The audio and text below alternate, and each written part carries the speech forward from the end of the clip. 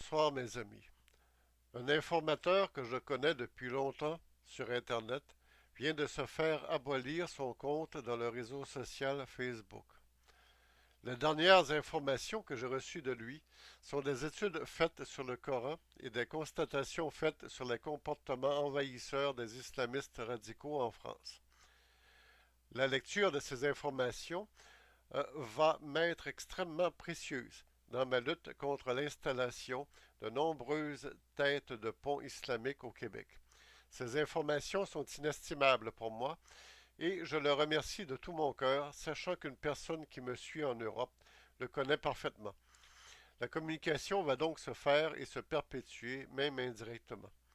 Cette censure provenant à la fois des sionistes qui contrôlent ce réseau et l'aplaventrisme du gouvernement français face aux intégristes musulmans en France nous montre fort bien comment nous vivons dans une espèce de matrice qui cherche à nous maintenir dans le mensonge.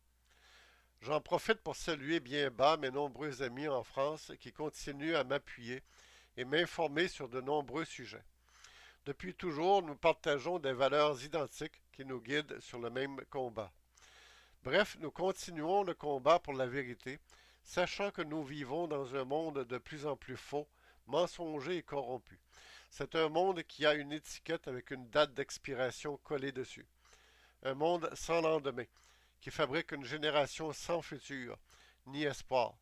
Un monde qui se contente de produire en polluant les mers, les terres et l'air dans le seul but de consommer en grossissant la richesse virtuelle d'une petite élite, les présidents directeurs généraux du nouvel ordre mondial. Je vis dans un monde qui n'est pas celui que je rêvais quand j'étais adolescent. Je vis dans un monde décevant, un monde dont l'existence et l'évolution nous a été étalées en guise d'avertissement par Jimmy Guilleux dans les médias que les médias cherchaient à démolir par tous les moyens. On l'avait ridiculisé, Jimmy. On l'avait piégé, négligé et traîné dans la boue. Mais Jimmy était solide et avait une colonne vertébrale. Jimmy Guilleux était fier d'être français. Il aimait les États-Unis et adorait venir à Montréal. Le maître, comme on le surnommait, s'est éteint le 2 janvier 2000 d'un cancer provoqué par une barre de radium placée sous sa chaise. Jimmy nous a laissé en héritage un livre posthume, Terre, ta civilisation fout le camp, dans lequel il nous met en garde contre justement la censure et la décadence de notre monde. Les États-Unis d'Amérique et la France sont des pays que l'on identifie à la naissance de la liberté des peuples dans le monde. Le Canada, pendant longtemps, a fait rêver les jeunes et les exclut pendant des décennies. Maintenant, il vient de rejoindre ce club sélect de dictatures démocratiques qui censurent leurs citoyens en les maintenant dans cette espèce de paradigme qui annonce la décadence stagnante de l'Empire, édifié sur l'apparence, l'enrobage, sans profondeur, de cette corruption érigée en système de gouvernance. Les États-Unis, en 1996, criaient haut et fort au complot d'Al-Qaïda, suite à l'explosion d'une bombe au World Trade Center.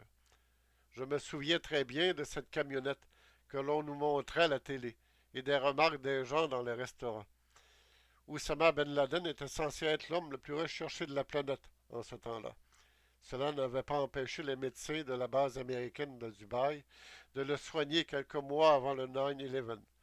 En décembre 2001, il décédait, mais la CIA continuait de fabriquer des cassettes de Ben Laden afin de maintenir la psychose collective. Pour terminer, il nous reste l'espoir que les jeunes qui me lisent actuellement se réveillent et frappent à la porte de nos gouvernants pour leur dire qu'ils refusent ce monde corrompu, matérialiste, sans Dieu, rationaliste et superficiel.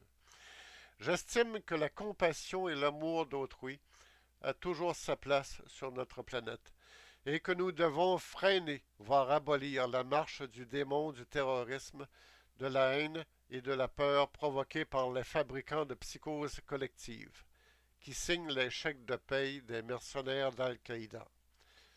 Je considère que lorsque l'on croit sincèrement que nous sommes pénétrés par l'amour en nous, nous n'avons pas besoin de prétendre venir au nom de la religion de l'amour et de la paix, après avoir envahi des pays entiers, chassé ses dirigeants, piller ses richesses, violer ses femmes et ses enfants et massacrer les libres penseurs.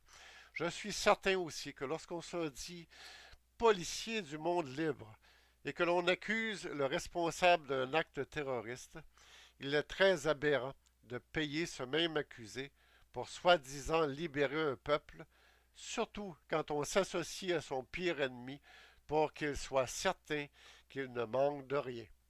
En faisant cela, le pseudo-policier est en réalité l'instigateur, le coupable, le responsable de sa stratégie et le seul vrai terroriste dans toute l'affaire. Je crois, comme Jimmy Gueux, qu'un jour nous assisterons au retour des dieux, et que ce jour-là, la justice descendra du ciel en même temps que le doux baiser des êtres de lumière sur les joues des enfants de l'ère nouvelle. Ces êtres de lumière